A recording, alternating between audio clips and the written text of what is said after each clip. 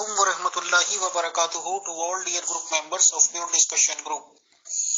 क्योंकि अभी 25 दिसंबर गया है जो कि पूरी दुनिया में इंटरनेशनली तौर पर हजरत ईसा जी मसीह जी अलैहिस्सलाम के यौम पैदाइश के तौर पर मनाया जाता है और हम तहे दिल से अपने मसीही मेंबर्स के खुशियों में शरीक हैं और इंशाअल्लाह दिलो जान से शरीक हैं।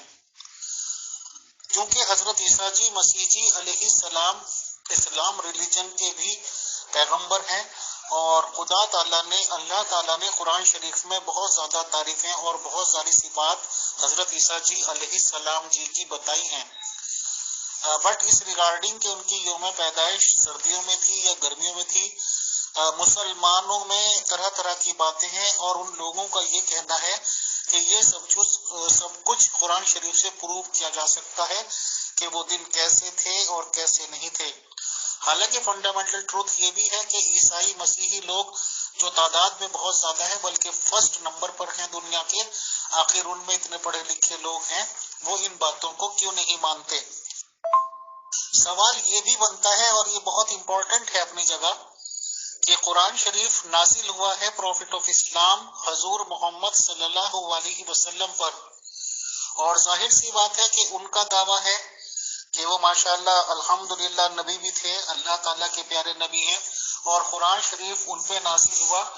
बट ये है कि ये भी एक अजीब सी बात है कि जो प्रॉफिट ऑफ इस्लाम मोहम्मद सल्लल्लाहु अलैहि वसल्लम की यौम पैदाइश है उस पे मुसलमानों के ही तरह तरह के ख्यालात हैं। कोई कुछ कहता है कोई कुछ कहता है, तो उनकी यौम पैदाइश के रिगार्डिंग एक लफ्ज भी नहीं कुरान शरीफ में और ईसा जी मसीह जी अलैहिस्सलाम के रिगार्डिंग वो बताते हैं। खैर, इन सब मसलों मसाइल के लिए हमने अहमदी मेंबर मोहतरम मीर लतीफ साहब को इनवाइटेड किया था, उनके ख्यालात रिकॉर्ड हुए हैं। आज मुस्लिम मोहम्मदी मेंबर मोहतरम नईम शौकत चिश्ती साहब को दावत दी जाती है कि वो अपने ख्यालात और कुरान शरीफ के अकॉर्डिंग जानकारी ग्रुप को दें। बहुत शुक्रिया, जज़ाकल्लाह। अस्सलाम वालेकुम व रहमतुल्लाह टू ऑल। बिस्मिल्लाहिर्रहमानिर्रहीम। सबसे पहले मैं उस खालिक़े कायनात जल्ला जलालुहु व अम्मा नवालुहु व अतम्मा बुरहानुहु व आज़म शानुहु का शुक्र और एहसान बजा लाता हूँ कि जिस खालिक़े कायनात ने अपने पाक पैगंबर और बरगुज़ीदा हस्ती का जिक्र करने की सआदत नसीब फरमाई। और उसके बाद मैं इस बात पर भी रब का शुक्रगुजार हूँ कि उस खालिक़े कायनात ने मुझे अपने प्यारे पैगंबर मोहम्मद मुस्तफ़ा अला तहियत व सना की उम्मत में पैदा फरमाया। मैं जनाब प्योर डिस्कशन फोरम के चीफ एडमिन जनाब अमीर फैसल साहब का शुक्रिया अदा करता हूँ कि उन्होंने मुझे हजरत ईसा अलैहिस्सलाम के मुतल्लिक गुफ्तगू करने का मौका फराहम किया। अल्लाह ताला आपको जज़ाए खैर अता फरमाए।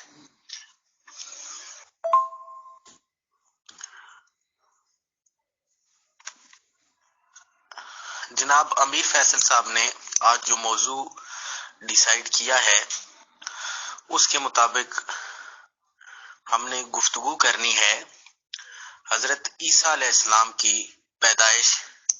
इस्लाम के मुताबिक कि ईसा अलैहिस्सलाम की पैदाइश के मुतल्लिक क्या बयान है।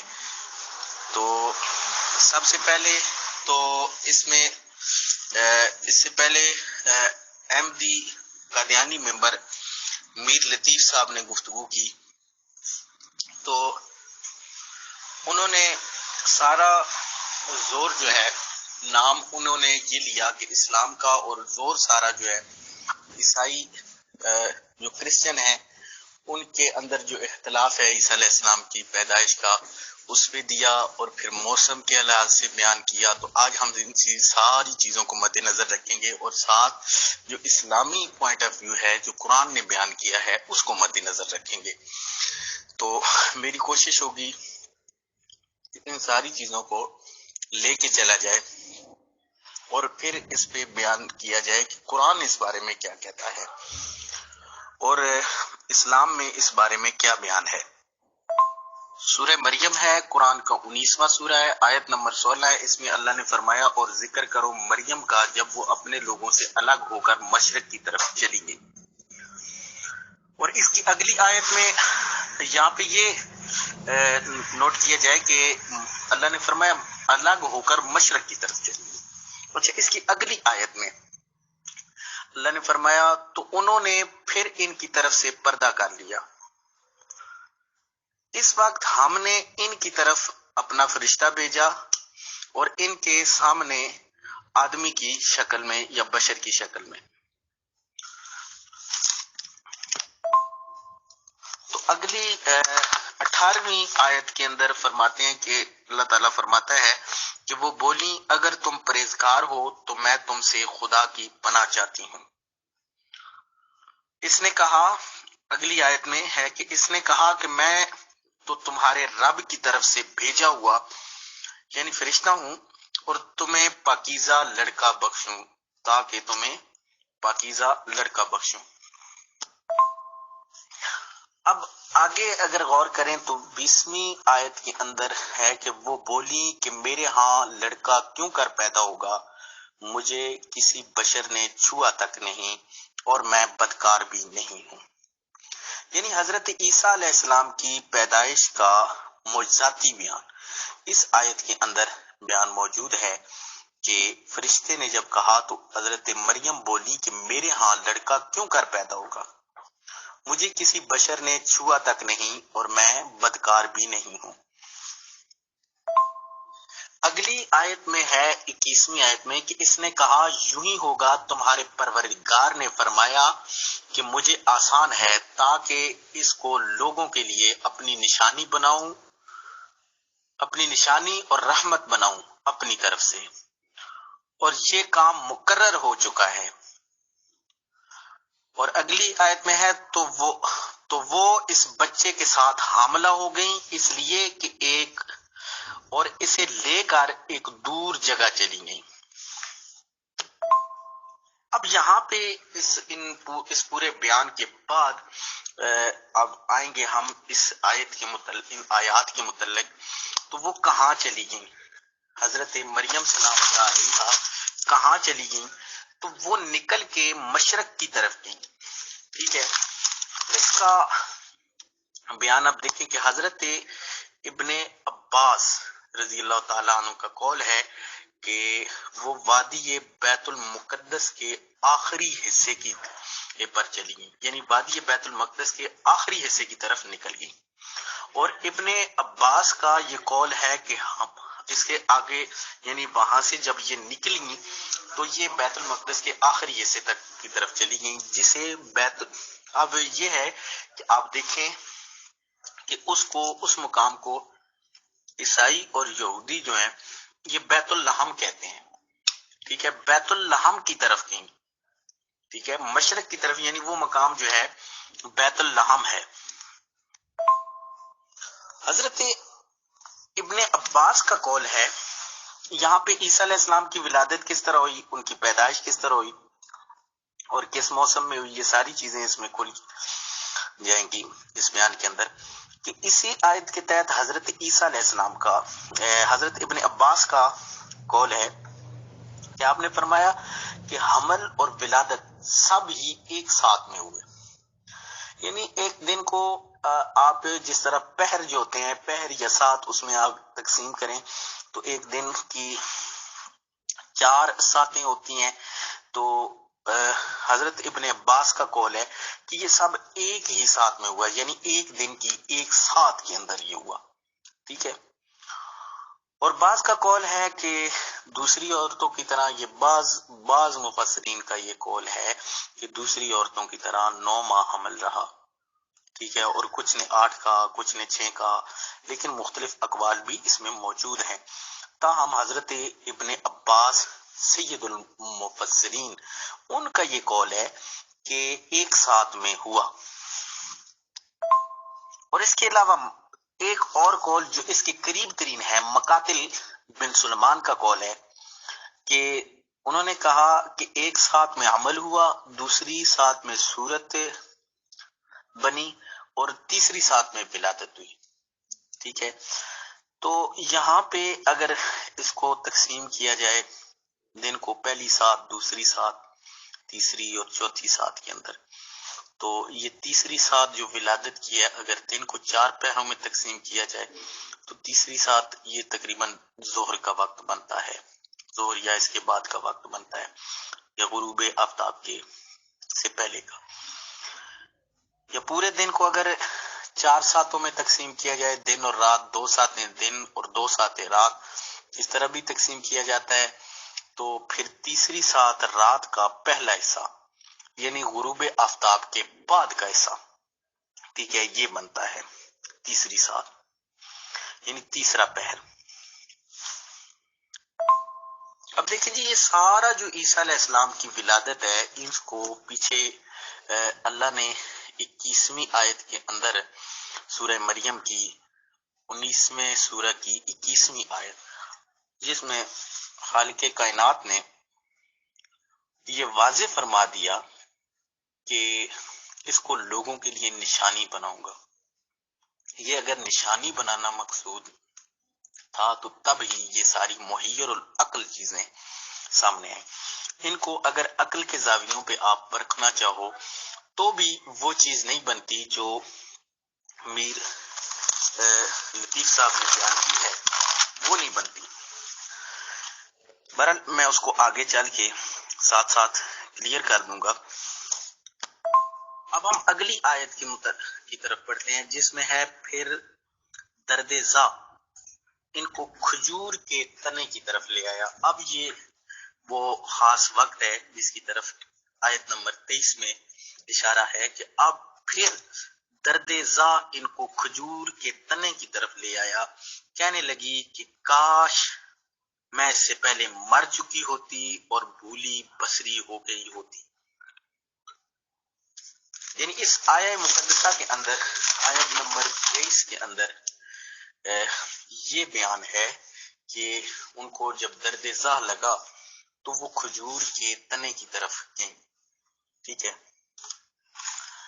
اب کیونکہ میں نے اسلام کے ریگارڈنگ ان ساری چیزوں کو بیان کرنی ہے تو مجھے یہ نہیں کنفرم کہ عیسائی عقیدے کے مطابق کیا ہے، ان کو درد ذا لگا یا نہیں لگا، لیکن قرآنی عقیدے کے مطابق ان کو درد ذا لگا اور وہ جو ہے کھجور کے تنے کی طرف کی۔ اب اس آیت کی تفسیر کے اندر جب ہم جاتے ہیں تو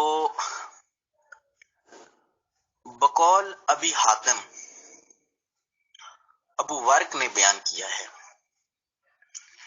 کہ حضرت مریم ایسے کھجور کے تنے کے پاس پہنچی کہ جس کے سر پر کوئی پتا نہ تھا، اور جناب مریم نے اس کو ہلایا اور چوٹی پر شاخیں پتوں کے ساتھ نکل آئیں اور کھجوریں بھی۔ اور تفسیر بیضاوی میں لکھا ہے کہ اللہ تعالیٰ نے مریم کے دل میں یہ بات ڈالی کہ وہ درخت کے پاس جائیں اور اسی کے پاس جائیں، اور اللہ کو ایسی نشانیاں دکھانی تھیں کہ جس سے مریم کا خوف جاتا رہے اور کھانے کو کھجوریں بھی مل جائیں۔ اب ساری چیز یہاں پہ آپ اس کو مد نظر رکھیں تو اس وقت کھجور کا جو درخت ہے، اس میں ابھی حاتم ابو ورق نے بیان کیا ہے کہ وہ کھجور کے درخت کے پاس پہنچی جس درخت کا تنے پر پتے نہ تھے، ایسے کھجور کے تنے کے پاس پہنچی، درخت کے پاس وہ ایک تنا تھا سیدھا، اس پر شاخیں نہ تھیں، کچھ نہیں تھا، پتے نہیں تھے، یعنی خشک ہو چکا تھا۔ تو جب انہوں نے ہاتھ لگایا تو شاخیں نکل آئیں۔ یہ ایک معجزاتی چیز تھی، اللہ تعالیٰ نے ان کو یعنی اس چیز کا بندوبست کیا کہ وہ پریشان نہ ہوں۔ تو یہ موسم نہیں تھا کھجوروں کا۔ میر لطیف صاحب نے کہا ہے کہ یہ کھجوروں کا موسم تھا، تو یہ کھجوروں کا موسم نہیں تھا سر، یہ کھجوریں معجزاتی طور پہ لگی، ٹھیک ہے، ان کی برکت سے یہ کھجوریں لگی، ٹھیک ہے، اللہ تعالیٰ نے حضرت عیسیٰ علیہ السلام کی برکت سے کھجوریں لگائیں۔ اور یہ ایک معجزہ خدا بندی تھا۔ اب یہاں کیونکہ میر لطیف صاحب قادیانی ہیں تو قادیانی ان ساری چیزوں کو تروڑ مروڑ کے پیش کرتے ہیں، ان کو کیونکہ وہ معجزات کو نہیں مانتے، انہوں نے مرزا صاحب کو بھی منوانا ہوتا ہے، تو مرزا صاحب کو منوانے کے لیے کیونکہ معجزہ نبی کی نبوت پر دلیل ہوتا ہے، تو معجزے کا تو کوئی ان سے ظہور یا صدور ممکن ہی نہیں ہے، کیونکہ حضور علیہ السلام کے بعد نبی آ ہی نہیں سکتا، تو انہوں نے اس کا کیا حل نکالا ہے کہ یہ معجزاتی چیزوں کو سارا عقلوں کے بات پہ پرکھو، اگر انہیں پرکھتی تو انکار کر دو۔ تو یہ ساری چیزیں یہ اس لیے انہوں نے ایک تمہیدی سارا کچھ باندھا۔ اب یہاں پہ اس سے اگلی آیت کی طرف میں جاؤں گا، پھر واپس جو ہے میں اپنے اس وقت والی ساری بات پہ آؤں گا کہ اگلی آیت میں ہے، آیت نمبر 24 میں ہے کہ اس وقت نیچے کی جانب سے ان کو آواز دی کہ تمہارے نیچے سے ایک چشمہ جاری کر دیا۔ اب یہاں پہ جو ہے ان کو یعنی فرشتے نے آواز دی کہ تمہارے نیچے سے چشمہ جاری کر دیا۔ ابن عباس، ضحاک، سدی، قتادہ کہ ان سب کے یہ اقوال کا قول ہے کہ اس وقت یہ کھجور کا جو تنا تھا یہ کسی ٹیلے پہ تھا، اور حضرت مریم سلام اللہ علیہ اس ٹیلے پہ اس درخت اس تنے کے نیچے موجود تھی، ٹھیک ہے۔ تو یہ جو ہے وہاں پر موجود تھی اس وقت، اور حضرت عباس کے قول کے مطابق، اور یہاں پہ نیچے ایک چشمہ نکلا۔ بھئی یہ چشمہ کیوں نکلا؟ ٹھیک ہے، آواز دی، اس کا تو قرآن میں سرات کے ساتھ بیان ہے نا، اس کا کیسے انکار کرو گے؟ پچھلی چیزوں کا چلو آپ کھجور کے موسم کا انکار کر دو گے، تو اس کا کیسے کہاں پہ انکار کیا جائے گا؟ ٹھیک ہے، یہ لطیف صاحب نے جو کیا ہے۔ اب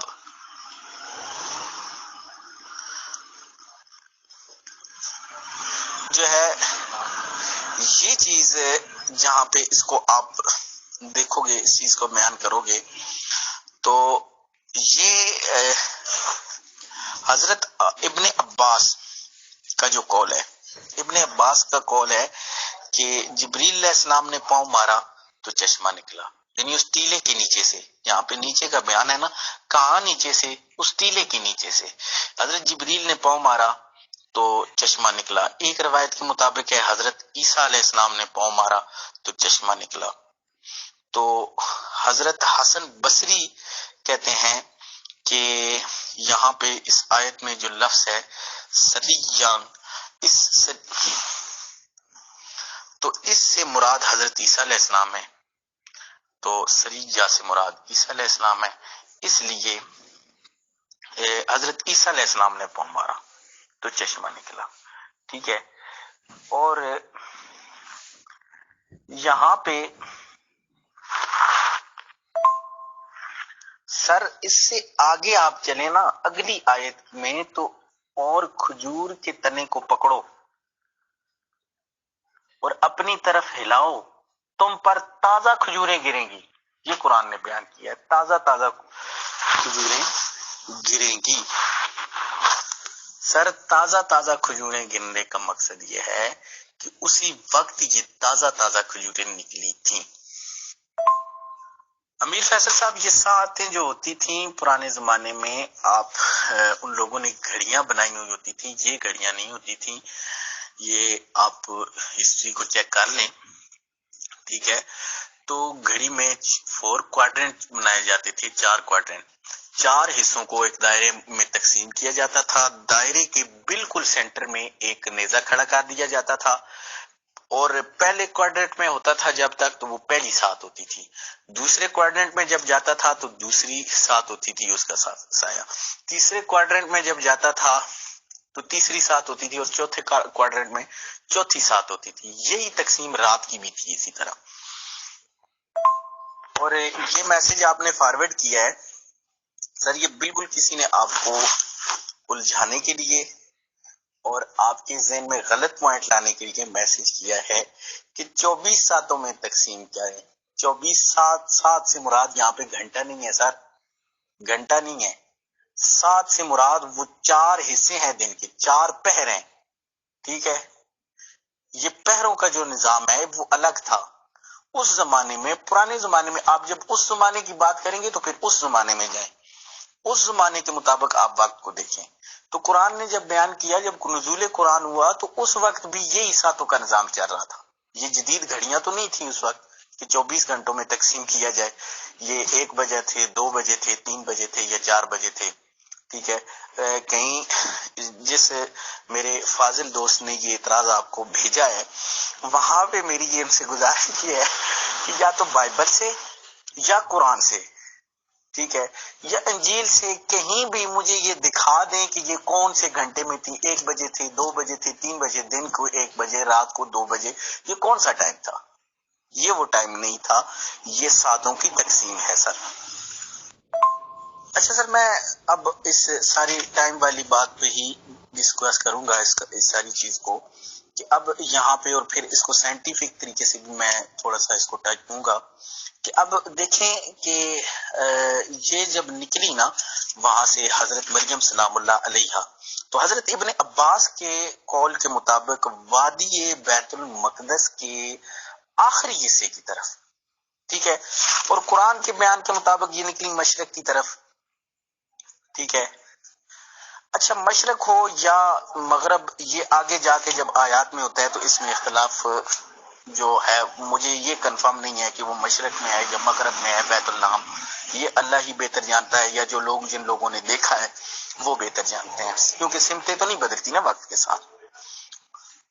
اچھا، یہاں پہ آپ دیکھیں کہ لیکن وہ مشرق کی طرف گئیں یا مغرب کی، بیت الحم میں یہ پیدائش عیسائیوں کے مطابق بھی، اور یہ پیدائش ہے بیت الحم میں حضرت عیسیٰ علیہ السلام کی، کہ بیت الحم بیت المقدس سے تقریباً جو ہے 8 کلومیٹر اور 5 میل، 8 کلومیٹر یا 5 میل کے فاصلے پہ ہے، ٹھیک ہے۔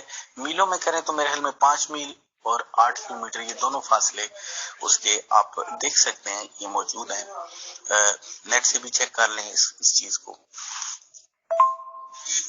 اچھا، اس بیت الحم جو ہے، اس جگہ کو، یعنی یہ جو ہے 8 کلومیٹر ہو یا 5 کلومیٹر، 5 میل ہو، یا یہ جو سفر ہے، یعنی یہ سفر جو ہے یہ بیت المقدس کے گرد و نواح کا ایریا ہے، یعنی زیادہ دور نہیں ہے یہ، یعنی اتنے موسم کی کوئی تبدیلی کا کنسیپٹ، یعنی بہت زیادہ ادھر جائے تو موسم تبدیل ہو جاتا ہے یا کچھ، یہ چیز نہیں ہے۔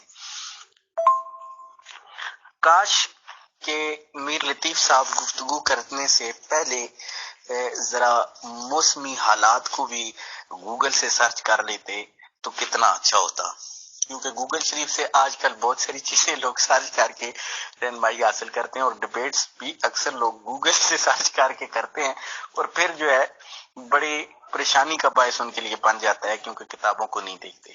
لیکن بعض لوگ جو ہوتے ہیں صرف کتابوں کو دیکھتے ہیں، گوگل شریف کو نہیں دیکھتے، تھوڑا سا کچھ چیزوں کے لیے گوگل شریف کو بھی دیکھنا چاہیے، تو گوگل سے ذرا دیکھ لیتے موسمی حالات وہاں پہ کیا ہوتے ہیں۔ تو میکسیمم ٹیمپریچر جو ہے وہاں پہ 19 سینٹی گریڈ اس منتھ کا، دسمبر 2022 میں، ٹھیک ہے۔ میکسیمم ٹیمپریچر جو ہے یہ دیا گیا، اس وقت بھی یہی ٹیمپریچر ہوگا یا اس سے آگے پیچھے کا، کیونکہ پورے مہینے کا ٹیمپریچر کا ڈفرنس نہیں آتا۔ میکسیمم ٹیمپریچر 19 اور منیمم جو ہے وہ 8 ہے، ٹھیک ہے۔ میکسیمم ٹیمپریچر جو ہے زیادہ جو ہے اوپر جو ہے 19، اور کم جتنا ٹیمپریچر ہوگا وہ 8 ہے۔ اور انہوں نے جس کو ڈسکس کیا ہے، انہوں نے برفانی سارے موسم کو ڈسکس کیا ہے، ان کی گفتگو سنیں، اس میں یہی ظاہر ہوتا ہے کہ یہ برفانی علاقے میں ہوں گے۔ یہاں پہ میں جو ہے آگے دیکھ لیں کہ میں اس کو سائنٹیفک طریقے سے بھی تھوڑا سا ان کو کہوں گا کہ جناب معلومات کر لیتے، اور اس کو دیکھتے تو یقیناً ان کو معلومات کرتے ہی. اچھا یہاں پہ جو ہے انہوں نے، میں اسے آگے چل کے یہ بھی بتاؤں گا کہ انہوں نے اس میں ایک جو ہے تھوڑا سا گائیڈ کرنے کے لوگوں کو کوشش کی ہے. وہ کہاں پہ کی ہے وہ بھی میں اس کو نشاندہی کروں گا. اچھا یہاں پہ آپ جب دیکھیں ٹیمپریچر کے لحاظ سے تو جو 3 یا 4 ٹیمپریچر ہوتا ہے نا ڈگری پہ، وہاں سے برف جمنا شروع ہو جاتی ہے. اچھا 0 پہ برف جم جاتی ہے مکمل طور پہ. 0 سے پھر کم ٹیمپریچر مائنس کی طرف چلا جاتا ہے. یہ سارے برفانی علاقوں کے ٹیمپریچر ہیں. ٹھیک ہے، ان دنوں میں پانی جم جاتا ہے. تو جب برف جمتی ہے تو یہ پائپوں میں بھی اکثر پائپ لائنیں اب دور کیونکہ سڑک ہے تو پائپ لائنوں کی خبریں تو سنی ہوگی. وہاں پہ ٹیمپریچر 4 سے نیچے چلا گیا تو پائپ لائنیں پھٹ گئی. ٹھیک ہے، پانی جم گیا، سیوریج کا پانی نہیں پہنچ، دوسرے کا اس کا سپلائی کا واٹر سپلائی کا پانی نہیں پہنچ رہا فلاں علاقوں میں فلاں. ٹھیک ہے، ساری چیزیں ان کو بڑی پریشانی ہوتی ہے اس چیز سے. یہ ٹیمپریچر جب نیچے جاتا ہے تو وہاں پہ جو ٹیمپریچر تھا وہ ٹیمپریچر جو ہے اس دن کا آج کا وہ 9 ہے. میں وہ بھی لگاتا ہوں یہاں پہ. آج کا بیت الحم اور بیت المقدس کے گرد و نواح میں ٹیمپریچر 9.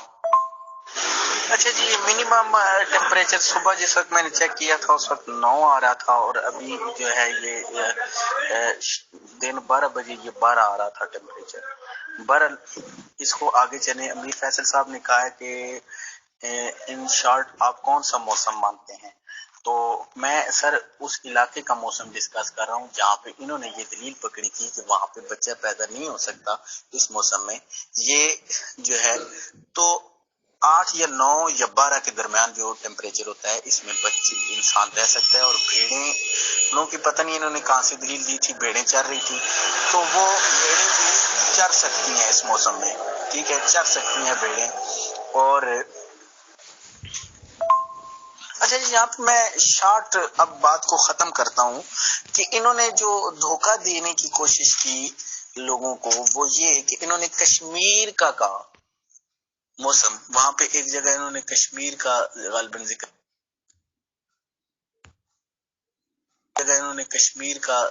ذکر کیا اور جو موسم ذکر کیا وہ کشمیر کے حساب سے کیا. تو خیر پچھلے میسج تو ابھی میرے پاس محفوظ نہیں ہے، لیکن کشمیر کا بھی انہوں نے ذکر کیا. کشمیر کا ذکر کرنے کی کیا توق بنتی تھی؟ عیسیٰ علیہ السلام تو ساری زندگی کشمیر آئے نہیں، نہ ہی آپ جو ہے کشمیر میں آپ کی ولادت ہوئی ہے. ٹھیک ہے، آنے کا ذکر بھی کہیں نہیں ہے عیسیٰ علیہ السلام کا کشمیر میں. خیر یہ الگ بات ہے کہ انہوں نے کوئی قبر عیسیٰ علیہ السلام کے ساتھ منسوب کی ہوئی ہے کشمیر میں، لیکن عیسیٰ علیہ السلام کی ولادت تو کہیں بھی کشمیر میں نہیں ہوئی. یہ بیت الحم میں ہوئی ہے. تو سیزن موسم بھی وہی ہم مانتے ہیں بیت الحم کا، کشمیر کا نہیں مانتے سر. اب میں آخری اور فائنل جو ساری گفتگو کا لب لباب یہاں پہ اس میسج کے اندر بیان کرنا چاہتا ہوں کہ موسم 12واں ہو مہینہ ہو یا کوئی بھی موسم کے لحاظ سے جو چیزیں ہمیں سمجھ آتی ہیں وہ یہ ہے جو میں نے ڈسکس کر دی ہیں. رہی بات یہ کہ اس بات کو لے کر کسی کے عید کے دنوں پہ اعتراض کرنا یا یہ قطعاً اسلام میں اس کا کوئی نہیں ہے. ایک تو صراحت النص کے ساتھ یہ چیز ہو کہیں پہ بیان ہو تو محترم مجھے دکھا دیں. ٹھیک ہے، جن لوگوں کو یہ اعتراض ہے مسلمانوں سے کہ جی یہ چیز ہے کہ صراحت کے ساتھ جو مسلمان ہیں، خیر احمدیز اور قادیانیوں کا تو میں اس پہ نہیں ان سے کہوں گا. ٹھیک ہے، وہ اور ان کو اسلام کا سہارا نہیں لینا چاہیے اس بارے میں، وہ اپنی تعویلات کا سہارا لیں. ٹھیک ہے، خیر کیونکہ انہوں نے ساری چیزیں تعویلی بیان کی ہیں. تو اگر اسلام کے لحاظ سے بیان کرتے ہیں تو پھر آپ کہیں سے قرآن سے دکھا دیں کہ اس میں یہ لکھا ہو یہ مہینہ نہیں ہے فلاں مہینہ ہے. ٹھیک ہے، تو یہاں کوئی تعین نہیں ہے. تو وہ جس دن جس مہینے میں خوشی منا رہے ہیں ان کو منانی دینی چاہیے، اور ان پہ یہ اعتراض کر کے کسی کی دل آزاری کرنے کی قطعاً کوئی ضرورت نہیں ہے. جی امیر فیصل صاحب. محترم نعیم شوکت چشتی صاحب and all dear group members of pure discussion group, السلام علیکم. سر آپ نے اس پوری گفتگو میں ایک سے زیادہ بلکہ کئی بار محترم میر لطیف صاحب کا نام لیا کہ انہوں نے یہ بتایا انہوں نے یہ بتایا. اس گروپ کا ایڈمن ظاہر سی بات ہے کہ امیر فیصل میں بار بار یہ صاف کر چکا ہوں کہ عقیدے کے طور پر میں مرزا غلام احمد قادیانی صاحب کو نبی نہیں مانتا ہوں. تو ظاہر سی بات ہے کہ جیسے ہم لوگوں کے یہاں احمدیز اور محمدیز کانسیپٹ ہے ممبرس کا، تو اس حساب سے مجھے احمدی بھی نہیں کہا جا سکتا شاید، جہاں تک میں سمجھتا ہوں. لیکن بات یہ ہے کہ محترم میر لطیف صاحب نے اپنی جتنی بھی گفتگو کی ہے انہوں نے قرآن شریف کے علاوہ کسی چیز کی بات نہیں کی، اور ہم نیوٹرل ہیئرنگ کرتے ہیں، نہ کسی کا فیور، نہ کسی کی مخالفت، نہ کسی سے بھیجا پیار، نہ کسی سے بھیجا بغض. اور آپ نے اپنی گفتگو میں کئی بار کوئی عباس صاحب کا نام لیا ہے، یعنی کہ آپ نے ان سے منسوب کچھ خبریں بتائی ہیں. ہم جیسے نیوٹرل آدمی کو ایسی گفتگو سن کے ایسی باتوں کا دھیان بالکل آتا ہے کہ جیسے کہ بہت ساری صورتیں قرآن شریف میں ہیں جن کا شان نزول بتایا جاتا ہے کہ یہ اس وقت نازل ہوئی، اس وقت نازل ہوئی. کیا میں آپ سے پوچھ سکتا ہوں کہ سورہ مریم کا شان نزول کیا رہا؟ کیا حالات تھے جس وقت یہ آئی؟ کیونکہ 23 سال کے عرصے میں قرآن شریف آیا ہے اور الگ الگ صورت اور آیات کے آنے کا شان نزول بھی الگ الگ ہوا ہے. اور ایک سوال میرا یہ بھی ہے، میں ایک ساتھ کر دیتا ہوں پھر آپ جواب دے دیجیے گا شارٹلی، کہ حضرت مریم علیہ السلام جو کہ والدہ ہیں حضرت عیسیٰ جی علیہ السلام کی، ان کے باقاعدہ حمل کیسے ہوا؟ ان کو آپ نے بتایا درد ذہ ایسے ہوا ویسے ہوا، کھجور کے تنے کے پاس گئی. ٹھیک ہے، بہت اچھی بات ہے کہ آپ نے وہ چیزیں بتائیں جو قرآن شریف بتا رہا ہوگا. تو اگر میں نیوٹرل رہتے ہوئے یہ سوال کرنے لگوں کہ یہ تو سب لوگ مانتے ہیں کہ حضور محمد صلی اللہ علیہ وسلم کو نبوت 40 سال میں عطا ہوئی، یا بہت سے لوگ مسلمانوں میں یہ بھی مانتے ہیں کہ پیدائشی نبی تھے پھر بھی 40 سال کی عمر میں اعلان نبوت ہوا. چلیے 40 سال کی عمر میں اعلان نبوت ہی ہوا اور 23 سال لگے ہیں قرآن شریف کو آنے میں، تو کیا اس 23 سال کے عرصے میں حضور محمد صلی اللہ علیہ وسلم کی پیدائش، ان کی ماں کو کیسے حمل ہوا، کیا کیا معاملات ہوئے اور کیسے انہوں نے بچہ جنا؟ مسلمانوں میں آج تک اسی بات کو لے کے ایک طرف نہیں ہے کہ ان کی پیدائش کب ہوئی. کچھ مسلمانوں کی ویڈیوز بڑی غیر مناسب سی دیکھے جاتی ہیں جو ان کے باپ کے ریگارڈنگ باتیں کرتے ہیں.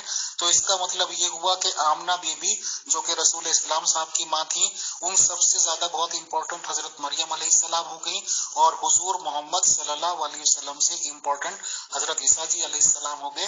بہرحال ان چیزوں کا آپ جواب دے دیجیے اور یہ سیشن ٹھیک ہو جائے گا. شکریہ، جزاک اللہ.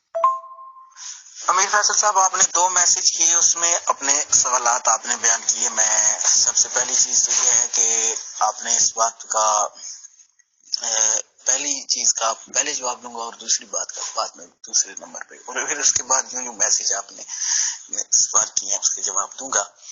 اچھے سوال آپ نے اٹھائے ہیں. ایک تو یہ ہے کہ میر لطیف صاحب کا، یعنی کہ آپ نے یہ کہا کہ نام نہیں لینا چاہیے تھا مجھے. سر، میں نے قرآن شریف کا کے ریفرنس سے جو چیزیں بیان کی ہیں، اس سے پہلے میر لطیف صاحب نے قرآن شریف کے حوالہ دے کے بہت ساری چیزیں بیان کی ہیں. مجھے اس لحاظ سے اگر کیونکہ میں بعد آ رہا ہوں تو مجھے وہ ساری چیزیں اس لیے نام لینا پڑا. تاہم اس سے اگر کوئی گروپ میں ان کی دل آزاری ہوئی یا مجھے نام نہیں لینا چاہیے تھا آپ کے گروپ کے رولز کے مطابق، تو ٹھیک ہے، میں وہ اپنے جو الفاظ ہیں وہ واپس لیتا ہوں. لیکن جو گفتگو ہوئی ہے اس کو پورا، یعنی اسلام کے لحاظ سے جو گفتگو کرنی تھی، تو میں اس کو سارے کو اس حساب سے بیان کرنا یہ میرا ضروری بنتا تھا. امیر فیصل صاحب، آپ نے ایک یہاں پہ یہ سوال بھی کیا کہ آپ نے کسی عباس صاحب کا ذکر کیا ہے. تو عباس صاحب کا نہیں، میں نے حضرت عبداللہ ابن عباس کا ذکر کیا ہے. عبداللہ ابن عباس جو ہیں یہ حضرت عباس کے صاحبزادے ہیں اور رسول اللہ صلی اللہ علیہ وسلم کے چچا زاد بھائی ہیں. ٹھیک ہے، اور رئیس المفسرین ان کو کہا جاتا ہے. تفسیر جو قرآن شریف کی ہے، انہوں نے سب سے پہلے قرآن شریف کے یہ مفسر ہیں جن کی تفسیریں لکھی گئی یا تفسیری روایات ان کی سب سے زیادہ ہیں. حضرت عبداللہ ابن عباس رضی اللہ تعالیٰ عنہ صحابی رسول ہیں، اور یہ جو ہے یہ حضرت مولا کائنات حضرت علی الکرم اللہ وجہ الکریم کے شاگرد ہیں بھی ہیں. ٹھیک ہے جی. امیر فیصل صاحب، ایک تو یہ چیز ہے کہ آپ نے شان نزول پوچھا، تو میں اس میں آپ سے اس بات پہ معذرت کروں گا کہ مجھے یہ صحیح کنفرم نہیں ہے کہ یہ آیت کس موقع پہ اور کس مناسبت سے یہ آیات نازل ہوئی. تاہم یہ ساری حضرت عیسیٰ علیہ السلام کی ولادت کے متعلق نازل ہوئی. یہ بات جو آیات میں موجود ہے یہ واضح ہے. ٹھیک ہے. شان نزول، اسباب نزول کی الگ جو ہے پوری اس پہ پوری یہ الگ تفسیر کا ایک الگ ٹاپک ہی جو ہے تفسیر کی اقسام میں ایک تفسیر ہے جس میں صرف شان نزول کو بیان کیا جاتا ہے. ٹھیک ہے. وہ شان نزول ہر آیات کا یہ مختلف ہے، اس میں مجھے اس پہ کنفرم نہیں ہے. ٹھیک ہے. میں اس کو کنفرم کر کے آپ کو بتا دوں گا. ٹھیک ہے. اور دوسری چیز، اس سے اگلے سوال جو آپ نے کیے ہیں میں ان پہ جانا چاہوں گا. اچھا، دوسرا آپ نے یہ سوال کیا کہ حضرت مریم سلام اللہ علیہا کے درد ذاکا اور اس طرح کا آپ نے بیان کیا، تو یہ کیوں ہے؟ اور یہ یعنی کہ جو مجھے آپ کے سوال سے اس بات سے یہ چیز سمجھ آئی، بھئی آپ نے جب پوچھا کہ اسلام کے، کیونکہ آپ اپنے جو ٹاپک مجھے آپ نے دیا ہے آپ اس پہ چلے جائیں، تو اسلام کے مطابق حضرت عیسیٰ علیہ السلام کی پیدائش کا بیان کیا ہے، تو میں نے اس حوالے سے اس پہ بیان کیا ہے. ٹھیک ہے. یہ ساری چیزیں کیسے ہوئی. ٹھیک ہے. اور یہ آگے چل کے جو ساری چیزیں میں نے اس میں وقت اور ساعتوں کا یہ سارا بیان کیا، یہ اس لیے کہ ایک یعنی ایک ایکسٹینشن اور ایک سخت رویہ یہاں پہ کریٹ کیا جا رہا ہے کہ آج کل کہ جی ان کا یوم پیدائش اس دن نہیں ہوا تو اس دن ہوا، اس دن نہیں ہوا تو اس دن ہوا. تو یہ سارا اس کے مطابق میں نے اس پہ گفتگو یہ ساری چیزیں اس لیے کی. ٹھیک ہے. یہ سارے اس کی کنٹیکس میں تھی، اس کے ساتھ ریلیٹڈ چیزیں تھیں جو مجھے موضوع آپ نے دیا. اچھا، یہ رسالت مآب صلی اللہ علیہ وسلم کے متعلق جو آپ نے سوال اٹھایا ہے، یعنی یہ مختلف سوال ہیں اور دو مختلف ٹاپک آپ نے یہاں پہ کیے ہیں. ایک تو ولادت کے متعلق، اچھا دوسرا جو ہے آپ کی والدہ کے متعلق، اور تیسرا جو ہے آپ نے جو ہے وحی کا. یہ تین مختلف ٹاپک آپ کے بن جاتے ہیں، لیکن میں ان کو اختصاراً بیان کرنا چاہوں گا. اگر وضاحت ہوئی تو ان سب پہ الگ الگ وقت رکھ لیں گے. تو یہ ہے کہ پہلے میں آؤں گا کہ یہ کہ عیسیٰ علیہ السلام کی ولادت کا اس طرح تفصیل سے ذکر ہے قرآن میں، تو رسالت مآب صلی اللہ علیہ وسلم کی ولادت کے متعلق یہ کیوں نہیں ہے کہ کس طرح آپ کی ولادت ہوئی، کیا ہوا. ٹھیک ہے. یہ سارا بیان کیوں نہیں ہے. تو قرآن جو ہے اس کو میں آپ کے جو سوال ہے قرآن شریف کے متعلق، میں اس کے ساتھ جو ہے اس کو ریلیٹڈ جوڑنے کی کوشش کروں گا کہ جو قرآن ہے نا، یہ قرآن اللہ کی کتاب ہے.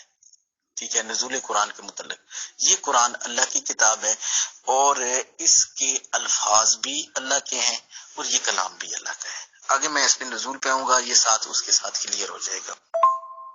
اچھا امیر فیصل صاحب، قرآن کا جو نزول ہے، نزول قرآن، اب یہ آپ نے سوال اٹھایا کہ آپ کتنی عمر میں نبی بنے یا اس طرح آپ کی ولادت کا ذکر قرآن میں کیوں نہیں ہے. تو اس سوال کو میں ولادت والے کو آخر میں اگر کر دوں تو یہ اس کا جواب اس از خود ہی آ جائے گا، کیونکہ اس ڈسکس کو دیکھیں. حضرت نبی کریم صاحب الاولاد صلی اللہ علیہ وسلم کی حدیث مبارکہ ہے، کنت نبی آدم بین الماء والطین، میں اس وقت بھی نبی تھا جب آدم علیہ السلام ابو گل میں تھے. اور ایک دوسری روایت ہے کہ کنت نبی آدم بین الجسد والروح، میں اس وقت بھی نبی تھا کہ جب آدم علیہ السلام جسم اور روح کے درمیان تھے. ٹھیک ہے. یعنی با اعتبار نبی ہونے کے، منصب نبوت ملنے کے، حضور علیہ الصلوۃ والسلام سب سے اول، سب سے پہلے تھے. ٹھیک ہے. یہ احادیث کی روشنی میں موجود ہے. اور اس طرح جو ہے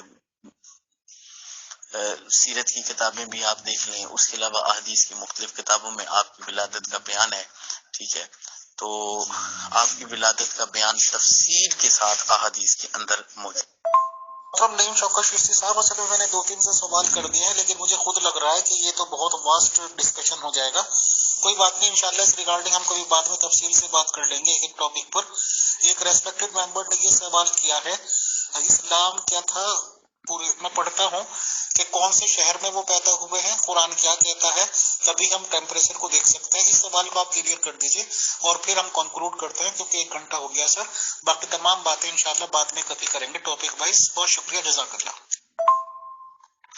یعنی کنفرم شہر کا نام نہیں ہے امیر فیصل صاحب، لیکن یہ ہے کہ وہ مشرق کی طرف گئیں، اس میں یہ بیان موجود ہے، ٹھیک ہے، لیکن کنفرم شہر نہیں ہے، تو وہ مشرق کی طرف گئیں، اور یہ جو ہے بیت المقدس سے تقریباً 7-8 کلومیٹر یہ فاصلے پہ بنتا ہے، یا حضرت عبداللہ ابن عباس رضی اللہ تعالیٰ عنہ کا جو قول ہے، انہوں نے یہ کہا ہے کہ بیت الوادی بیت المقدس، ٹھیک ہے، ان کے قول کے مطابق، کیونکہ یہ تفسیر میں ہے، قرآن میں یہ چیز صراحتاً اس آیت میں یہ کسی جگہ یہ بیان نہیں ہوئی ہے، تو اس لیے یہ بیت المقدس کا شہر تھا۔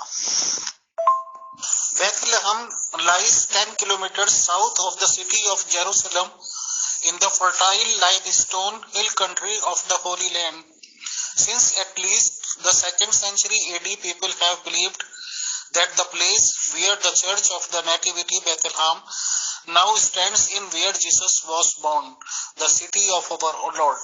یہ قبر آئی ہے اور ظاہر سی بات ہے کہ مسیحی لوگ بھی بہت ہیں۔ بہرحال آپ نے جو بھی جانکاری دی محترم نعیم شوکت شفیع صاحب، اس کے ریگارڈنگ بہت شکریہ، جزاک اللہ۔ بٹ میں چاہوں گا کہ کوئی بھی مسلم ممبر، یا آپ تیاری کر لیجئے یا جیسے بھی چاہیں، یہ ضرور بتائیں کہ کیا حضور محمد صلی اللہ علیہ وسلم سے زیادہ ماشاءاللہ امپورٹنس ہر معاملے میں حضرت عیسیٰ جی علیہ السلام کو ہی دی گئی، کہ ان کے پیدائش کا طریقہ کیسے وہ حمل سے ہوئی، کیسے درد ذہ ہوئے، کیسے پیدائش ہوئی، کیسے کھجور کے تنے آئے، یہ سب کچھ معاملات پریزنٹ کر دینا قرآن شریف میں، اور جن پہ قرآن شریف نازل ہوا حضور محمد صلی اللہ علیہ وسلم کے پیدائش پہ بالکل خاموش رہنا، ان کے والدین پہ خاموش رہنا، بی بی آمنہ پہ خاموش رہنا، اپنے آپ میں ایک سوال نہیں اٹھتا۔ بہرحال آپ نے جو بھی جانکاری دی، آپ نے ٹائم لگایا، بہت شکریہ، بہت جزاک اللہ۔ السلام علیکم ورحمۃ اللہ ٹو آل۔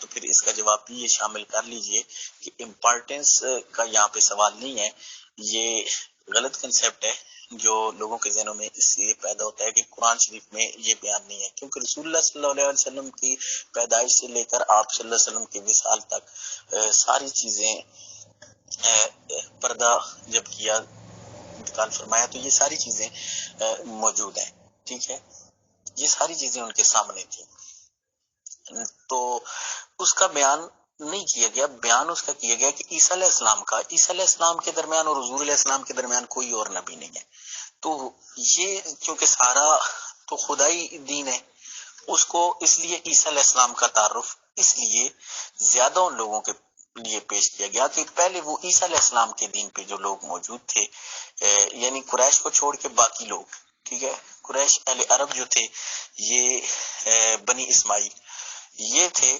اور عیسیٰ علیہ السلام کے درمیان اور حضور علیہ السلام کے درمیان یہ جو دور تھا اس کو فطرت الوحی کا دور کہا گیا ہے، ٹھیک ہے، تو اس لیے حضور علیہ السلام کا تو سارا کچھ ان لوگوں کے سامنے موجود تھا، وہ تو وہاں کے لوگ بھی بتا سکتے تھے کہ ان کی پیدائش کیسے ہوئی کیسے نہیں ہوئی، ٹھیک ہے، تو یہ کہاں پیدا ہوئے، ٹھیک ہے، یہ ساری چیزیں حدیثوں میں موجود ہیں کہ کیسے پتھر ان کی والدہ کو سلام کرتے تھے، یہ ساری چیزیں موجود ہیں، ٹھیک ہے۔ محترم نعیم شوکت چشتی صاحب، کفر ٹوٹا خدا خدا کر کے آخر میں آپ بت پرستی پہ آئی گئے، اور الزامات لگتے ہیں امیت اگروال پہ آج تک کہ مسلمان ہوا یا نہیں ہوا، اب پتھر اٹھ اٹھ کے سلام کرنے لگے۔ محترم مسلمانوں کے اس عقیدے کو کہاں لے کے جائیں گے آپ؟ کہ اللہ کو تو پہلے ہی پتا ہوگا کہ قرآن شریف میں وہ کیا لکھنے جا رہا ہے، کہ حضور محمد صلی اللہ علیہ وسلم آخری نبی ہیں، ان کے بعد کوئی نبی نہیں آئے گا، تو جب وہ آخری نبی تھے اور آخری نبی کے ریگارڈنگ ہی نہ ان کی ماں کے ریگارڈنگ کوئی ذکر، نہ ان کے کوئی ریگارڈنگ ذکر، بہرحال آپ نے یہ سوالات بہت اٹھتے چلے جائیں گے، اور انشاءاللہ ہم یہ سوالات کسی مناسب وقت پہ کریں گے مناسب ممبر سے۔ جو یہ پتھروں نے اٹھ کے سلام کیا، یہ کیا، یہ تو پھر بت پرستی کی طرف لوٹ کے جانے والی بات ہے۔ بہت شکریہ، جزاک اللہ، السلام علیکم ورحمۃ اللہ۔